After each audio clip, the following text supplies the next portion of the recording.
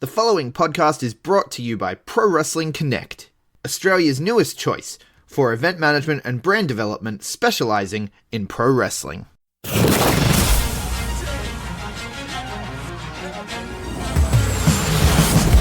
now, the B Plus Wrestling Podcast. Watch global. Support local. It's the B Plus Wrestling Podcast. The news. B plus. Check it out! Here we go! You wanna mess with us? Cause we're steady on the ground, steady on the ground. You wanna mess with us? Cause we're steady on the ground. Hello, and welcome to the Wrestling Landscape Podcast. I am your host, Lance Larson. The Wrestling Landscape Podcast is the casual wrestling podcast, the informal wrestling podcast. Tonight, I am drinking a nice glass of water. Not even going to comment on that anymore. And today, we're talking about the secondary U.S. TV shows. That means Ring of Honor, episode number 408, MLW Fusion, episode number 66, and Impact, which doesn't number their episodes, at least not in an accessible way. Or at least not in a way that I care enough to look up. I don't have to look up the MLW or Ring of Honor stuff because it's just like the episode numbers in the title on YouTube and Fight TV. Impact I'd have to look up. I don't care enough to do that. So, for various reasons, I'm expecting a shorter episode just because of the amount of content to cover. But, I mean, it's one of those things where you say that and all I need is a couple of subjects to get me going on something and who knows. So, however long this is however long it is. We'll start with Ring of Honor. Episode number 408, like I said, first aired on July the 13th. Does Ring of Honor TV episodes air on Friday in any market? Like, would it have aired on July 12th anywhere in the USA? Interesting. Maybe I should look that up. That's curious. We'll say July the 13th. We'll start there. Opening match was Shane Taylor defeating Rhett Titus. Solid match. Good work. TV champ gets a win. So from that standpoint, it makes sense. But, I mean, nothing special. Doesn't really mean anything. Rhett Titus ate the pin. Afterwards, Kenny King comes out, cuts a promo on him. Calls him a coward. All that jazz. It was fine. Clearly looks like they're building towards a Kenny King versus Rhett Titus feud, which I don't know how many people that would interest, but I'm sure someone, given their history in Ring of Honor. But you gotta think Kenny King's getting the win there. Kenny King's getting a push. BJ Lethal at the pay-per-view. Doesn't mean nothing. Rhett Titus has not gotten a lot of wins this year. So, gathering information from those that know Ring of Honor better than I do, that is the conclusion I have come to.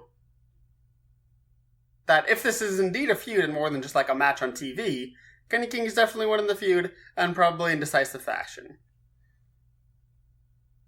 Because of the angle with Rhett Titus' wife at ringside and Kenny King calling her out too, I don't think this is just setting up a match later at the tapings, because I did not look at the taping spoiler. To me, it feels like the setup of an actual feud.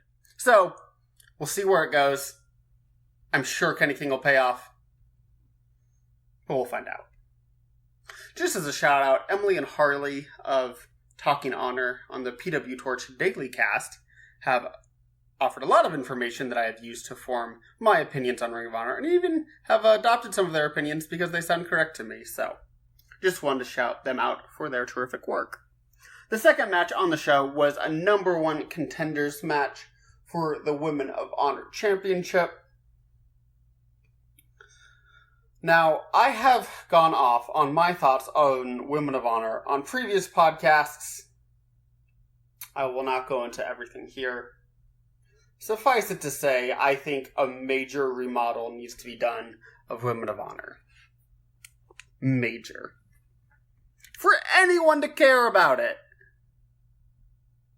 Is the current state of Women of Honor wrestling a draw for anyone.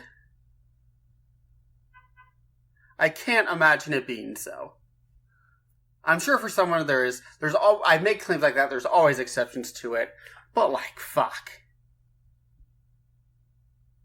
And what makes it even more heartbreaking is the amount of terrific unsigned talent out there.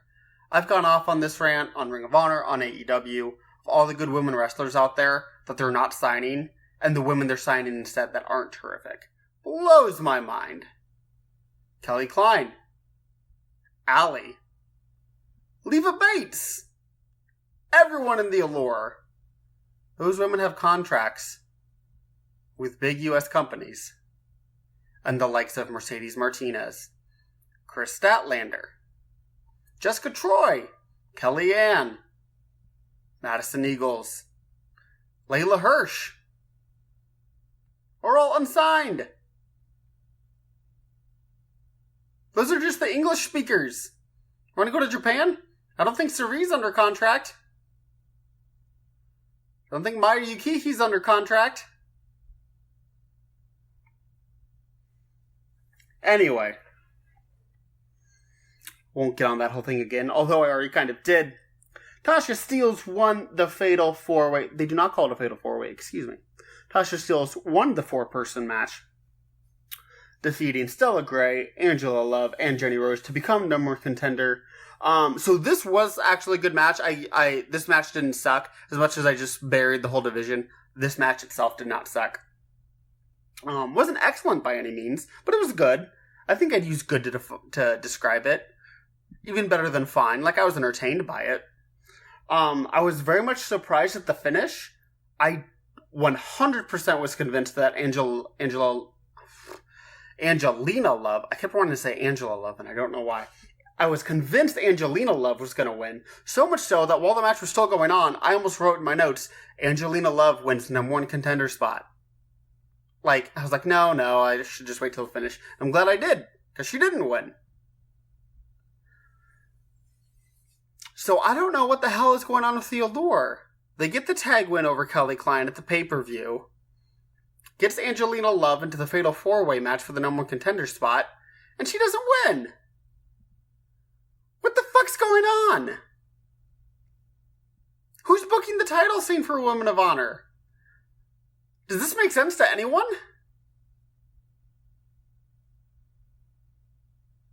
So bizarre. Anyway, so Steelz will get that title shot. Don't know how many folks will care about that. Not that Steelz sucks or anything. She didn't look like she was a bad wrestler in this match. But it's not exactly a big-time name, even for hardcore wrestling nerds. Kelly Klein's not exactly over with hardcore wrestling nerds either. So I don't know. I hope that match is awesome and I'm an idiot and I get proven so wrong. And it could be a good match because Steelz, like I said, did not look like a bad worker by any means. Kelly Klein's kind of iffy.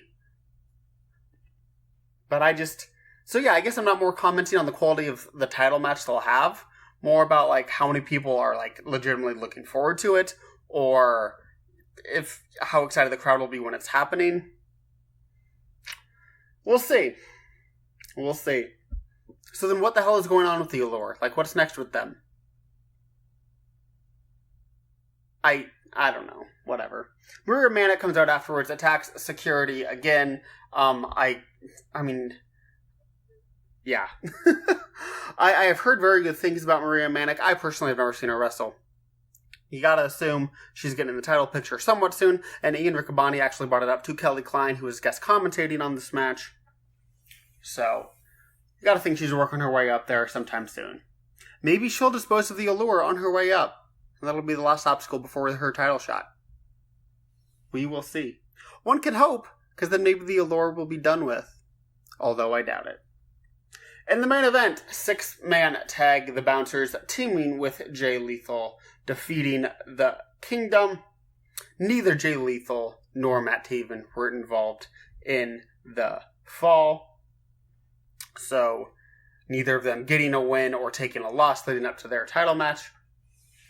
Well, in this match, Lethal lost the pay-per-view, obviously, despite him getting a title opportunity soon. So we'll see how that booking plays itself out. So, the first 2/3 of this match were fine. They weren't bad. Didn't exactly hook me. I thought the third act was excellent. It peaked very, very well. They did that whole quick succession of spots. Because, there's 6 guys in the match, so it's a little easier to do it. So they did that in the third act leading up to the finish. So it was fun. Crowd got into it. I got into it.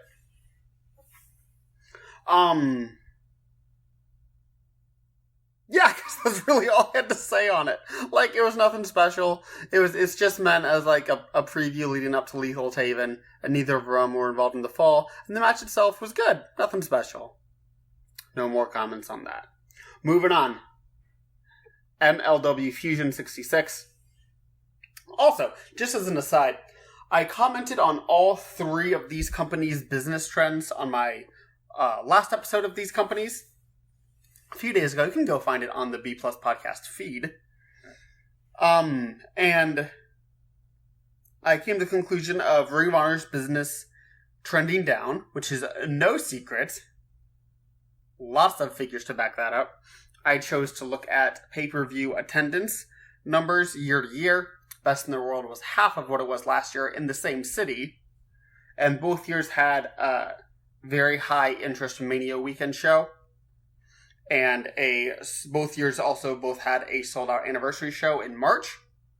So it's not like business as a whole this year was down. It's like business started dropping after the G1. Was the conclusion I came to with Ring of Honor. MLW, I argued, was trending up based on the July attendance from last year and what looked like their attendance from this year. Their attendance from their July taping this year was much more than I expected. 2,100 attended the July tapings, Kings of Colosseum of MLW this year. Last year for the July tapings, 947. That's an insane increase. They more than doubled the attendance for the July taping from last year. We have every indication that BN Sports is happy with them, as reported by others. Dave Meltzer versus Wrestling and those folks. MLW is on the rise. MLW is very much on the rise. I saw Voices of Wrestling tweet out that the last 3 times they were in Chicago, they did this 2,100 number. If that's true, MLW really has a strong chance to become the number 4 promotion in this country, I think. Which is astonishing considering from when this reboot of this company started, where they were and the channel they're on, they've really fucking grown. I think come 2020, it could be WWE number 1, and again, these rankings are based on revenue and exposure, not quality. So WWE number 1, AEW number 2, New Japan 3, and MLW 4. Like, I really think come 2020, that's where the state of affairs in American wrestling will be. And Impact, I thought, was most likely trending upward. Turned out the Slammiversary attendance this year was down from last year. So that does temper my optimism for them some. So I had those new figures of the Slammiversary attendance and the King's Coliseum attendance, so I just want to comment on that real quickly. Moving on to the show itself, MLW Fusion.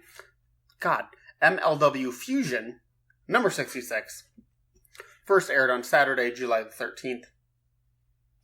Ace Austin over Airwolf in the opener. Very good. Lots of action. Good psychology. Fast-paced. What you want out of a TV opener. Lots of fun. Both guys showed a lot of skill. Both guys deserve to be here. Ace Austin gets a cheating win. He gets over with the win. He gets over as a heel. So from that level, it made sense. So, excellent TV match in a lot of ways. The booking, like, I know Ace Austin isn't like getting a major push. He's not coming after the middleweight title next taping, I wouldn't think. But they obviously have something in mind for him, because it's not like he loses every week. So I'm curious to know how high they see Ace Austin, and if they really think it's higher than Airwolf. Because Airwolf is excellent. So I guess I would need more information before I judged the decision on Ace Austin going over here. Next, we had Low-Ki defeating Ariel Dominguez in a squash via ref stoppage. This was exactly like a UFC TKO. It was excellent. Low-Ki hit Dominguez with a knee, and Dominguez sold it perfectly. It was exactly like you were watching a UFC knockout. It was perfect. It was perfect. Low-Ki has gotten lots of wins lately, including a couple squashes. They have something in mind for him. Don't know what it is. Don't know if it's a middleweight title. Because I think they commented during this match on him being a middleweight instead of a heavyweight, even though he is a former heavyweight champion. But I'm curious what they have in mind for Low-Ki moving forward. Promotional consideration paid for by the following. Hey everyone, just want to take a second to tell you about one of our new sponsors, OUTBREAK NUTRITION. OUTBREAK NUTRITION are creating supplements for survival, sharper minds, quicker reflexes, all the energy you need to take your performance to the next level, whether that be on the field, in the gym, on the gaming field. That's right, they have specifically designed gaming supplements as well to help you focus on those late night sessions. They even sell coffee, you guys, at OUTBREAK NUTRITION. You can get coffee pods, you can get coffee beans, you can get supplements for the bedroom as well if you want to enhance your performance there. These are performance enhancing supplements for every aspect of your life, specifically designed by gamers, for gamers, to stay fit and healthy in the gym, to stay sharp and focused on the game, and to dominate in all areas of life. So check out OUTBREAKNutrition.com, and for being a listener of our podcast, they will give you 10% off your order when you enter the code B+. That is BPLUS at checkout. So make sure, if you want to stay on top of your game, if you want to take your performance to the next level, OUTBREAKNutrition.com, enter the code B+ at checkout. Hey guys, just a reminder, if you want to hear all of these wonderful B+ podcast episodes completely ad-free, make sure you head over to Patreon or Podbean, where we are the featured podcast this week. You can subscribe for as little as $1 a month up to $10 a month, where anything you want to help us with, it really helps out. It's going to help us grow the site. It's going to help us redesign some things, and everything that we get through this and through the advertising as well is all going straight back into the podcast so that we can get Aussie Graps out there for the rest of the world to hear about, for the rest of the world to see, so we can grow this mission of watch global, support local, and build indie wrestling. So if you want to be a part of that and get some really cool rewards like call-in shows, bonus episodes, ad-free like I mentioned, then head over to patreon.com/theb+ and subscribe today. And in the main event, the big talking point from the episode, Dynasty defeats New Heart Foundation to win the MLW Tag Team titles in a ladder match. I thought this was good, not great. I thought it peaked very well. Third act was definitely most exciting, which is what almost every pro wrestling match works for. Actually, I'm trying to think of a situation in a pro wrestling match where you don't want the last third, the last act of your match to be the most exciting. I'm sure there is a situation, there has to be, because there's very, very few absolutes in pro wrestling, but I honestly can't think of one. If any of my listeners think of a situation where it's better to have the first act or the second act be more exciting than the third act of your wrestling match, message me, because I'd be very curious to hear, because I can't think of anything. Anyway, my DMs on Twitter are open. Some cool spots. Hammerstone had to come out as the heel third man. Davey Boy Smith Jr. had to come out as the babyface third man to stop him, to even the odds. So, kind of expected, but it would also feel illogical if it didn't happen, unless they talked about them being barred from ringside and under threat of suspension from management or whatever. I did not like the lack of urgency from the babyfaces, particularly Teddy Hart. He would hit a big move and play to the crowd for forever, and it's like, it's a ladder match, you hit a big move, they're down, maybe it's time to move in on those titles, climb up that ladder. But it didn't happen. There was also a spot between MJF and Arya Blake, which made me uncomfortable. Because MJF was playing up the gimmick of being afraid of heights, so he grabbed Arya Blake, his storyline girlfriend. I don't know if it's his real life girlfriend or whatever. But he, grabbed her by the hair and was like, "You climb!" and, forced her to climb up the ladder, which she obviously did not want to do, which was very uncomfortable. Because, like, in storyline, that's, like, basically domestic violence. Physically grabbed her by the hair, making her do something she doesn't want to do. So all those jabronis that are against intergender wrestling because it quote-unquote promotes domestic violence, I guarantee you won't say a word about this. Because they'll be like, oh, it's heel heat, it's fine. No, you goddamn motherfuckers. It was tasteless. And furthermore, if you think intergender wrestling promotes domestic violence, you're a fucking idiot. Like, I'm not even going to go into that now, but you're a fucking idiot. But it got heel heat. The crowd booed, started chanting asshole when he did that. So, that's that. Like I said, Dynasty wins the tag belts. So there are a lot of heel chants currently in MLW. You have Jacob Fatu, the heavyweight champ. Tag champs are the Dynasty. Hammerstone of the Dynasty is the openweight champ. The only babyface champ is Teddy Hart, the middleweight title holder.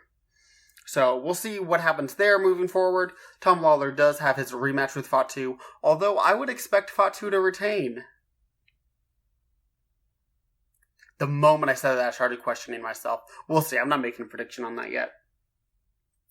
Anyway, that's MLW. By all indications from every wrestling reporter is on the rise. So, good for MLW, and I really think they'll fill that hole that Ring of Honor is leaving as they continue to fall, and I don't think Impact has enough momentum to make that jump. Speaking of Impact, let's get to their weekly episode. It was nothing. It was a filler episode. It was a recap of Slammiversary. Which on one level I was happy about,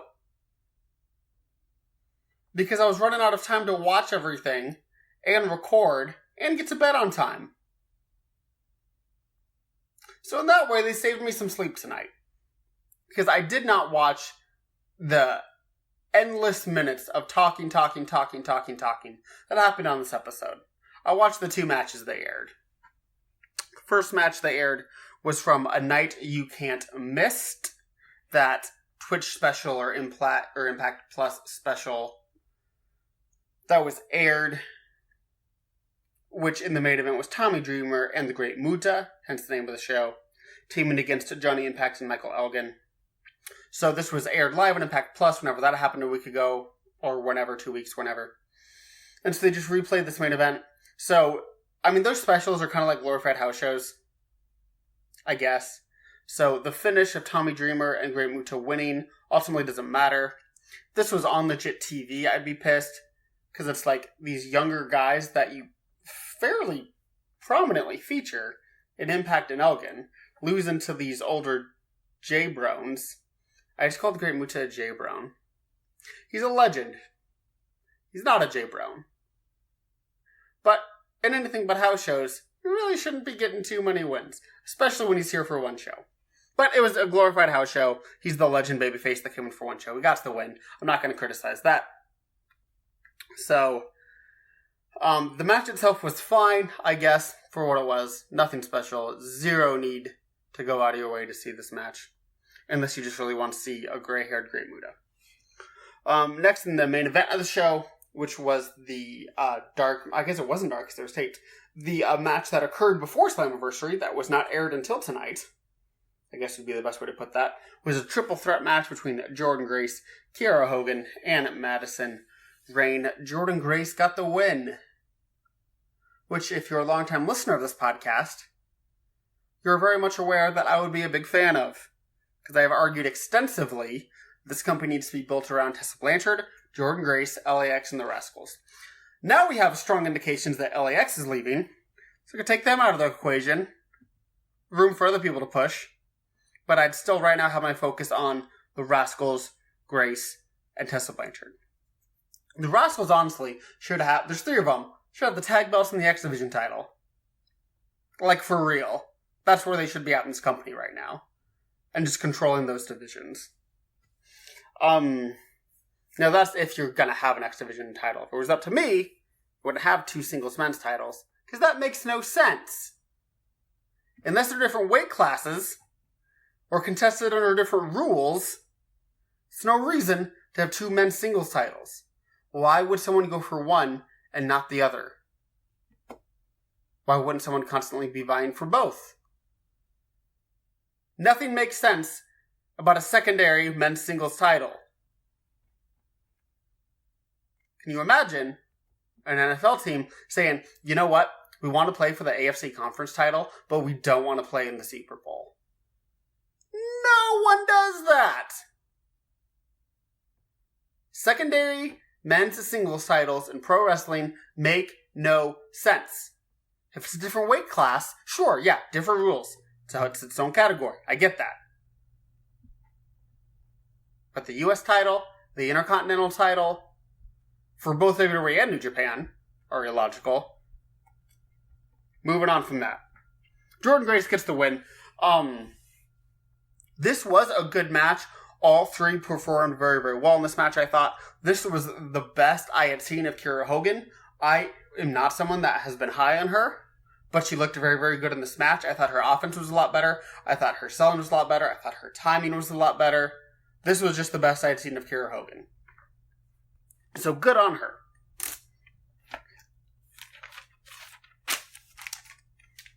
Grace definitely looked strong in this. Thank God. She got a very clean win using her finisher, so she was put over nicely. Afterwards, Kiera Hogan and Madison Rayne attacked her, teamed up on her. Don Callis insinuated that perhaps this was pre-orchestrated. This led me to believe that there will be some kind of tag match on this upcoming Friday night's episode of Impact. Rayne and Hogan against Grace and a partner of her choosing. Have no idea who that would be. Wouldn't expect Valkyrie. I guess it could be Blanchard to get... I don't think it would be Rosemary or Havoc or any of those horror-themed wrestlers. I guess I don't know. We'll have to wait and see. I could be very wrong.